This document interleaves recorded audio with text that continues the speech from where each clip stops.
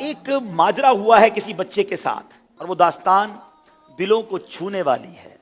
اس داستان سے ہمیں کیا سیکھنے کو ملے گا، آئیے آپ کو انشاءاللہ دکھاتے ہیں. ایک شخص کے ہاں بیٹا پیدا ہوتا ہے. اس کا نام وقار رکھتا ہے، جسے وہ پیار و محبت سے پالتا ہے. کچھ ٹائم بعد وقار بیٹا اپنے باپ کی آواز پر کوئی توجہ نہیں دیتا، تو وہ شخص بیٹے کا چیک اپ کرواتا ہے تو پتہ چلتا ہے کہ اس کا بیٹا قوت سماعت و گویائی سے محروم ہے. یہ سن کر اس کا والد افسردہ ہو کر بیٹھ جاتا ہے اور سوچتا ہے کہ اب میں اس گونگے بہرے بچے کا کیا کروں. گویا اس کا دل اس بچے سے اچاٹ ہو جاتا ہے. کچھ عرصے بعد اللہ پاک اسے ایک اور بیٹے سے نوازتا ہے جس کا نام فرحان رکھتا ہے، جو بالکل ٹھیک ہوتا ہے. اب یہ اپنے اس نارمل بیٹے کو بہت ناز و نخروں سے پالتا ہے، اس کی ہر خواہش و ضرورت پوری کرتا ہے، جبکہ اپنے ڈیف بیٹے کے ساتھ اچھا برتاؤ نہیں کرتا. اب بیٹے بڑے ہو رہے ہیں. جوں جوں دن گزرتے گئے اس بچے کی محرومی بڑھتی گئی. وقار ڈیف اگر کچھ مانگتا تو نہ ملتا اور فرحان کو کھلونے اور دوسری چیزیں مل جاتی. وقار کی عمر اب 18 برس ہو گئی، لیکن اسے بس یہی سننے کو ملتا کہ تم ڈیف ہو، آپ اپنے بھائی کے ساتھ رہا کرو.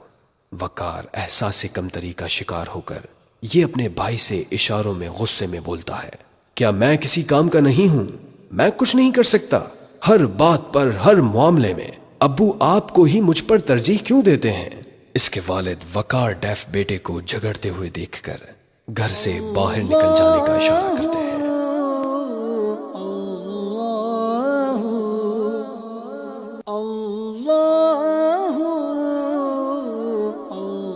السلام علیکم. آپ کیوں رو رہے ہیں؟ میرے ابو نے مجھے گھر سے بھگا دیا. وہ کہتے ہیں کہ آپ ڈیف ہو، آپ کچھ کر نہیں سکتے. بچپن سے ہی میرے بھائی جو نارمل ہے، بول سکتا ہے، اس سے محبت کرتے ہیں، لیکن مجھ سے محبت نہیں کرتے. کیا ہم بوجھ ہیں؟ آپ بتائیں کہ میں کیا کروں؟ آپ روئے نہیں، آپ روئے نہیں.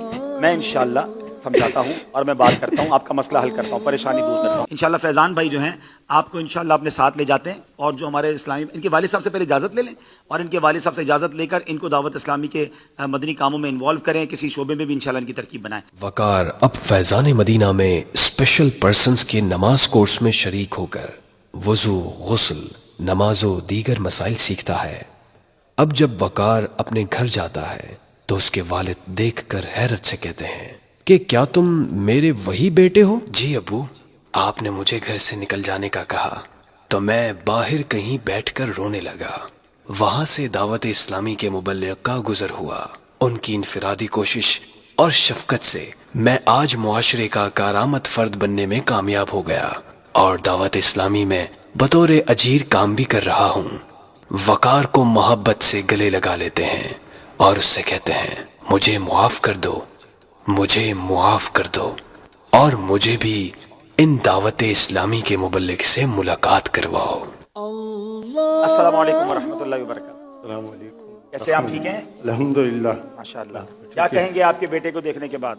میں آپ لوگوں کا اور دعوت اسلامی والوں کا شکریہ ادا کرنے آیا ہوں کہ دعوت اسلامی کی وجہ سے میں سمجھ سکا کہ اگر کوشش کی جائے تو یہ معذور افراد بھی معاشرے کے کارآمد فرد بن سکتے ہیں.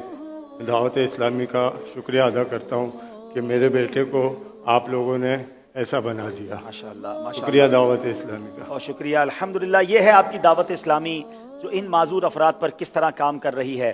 صرف اس پر نہیں، یہ صرف وقار پر کام نہیں ہوا. ہماری دعوت اسلامی میں کئی ایسے نابینا ہیں جو آج عالم دین بن گئے ہیں، ایسے نابینا ہیں جو حافظ قرآن بن گئے ہیں، پیروں سے اور دیگر چیزوں سے معذور افراد ہیں جو الحمدللہ آج معاشرے کے بہترین فرد بن کر اپنا حلال روزگار بھی کما رہے ہیں.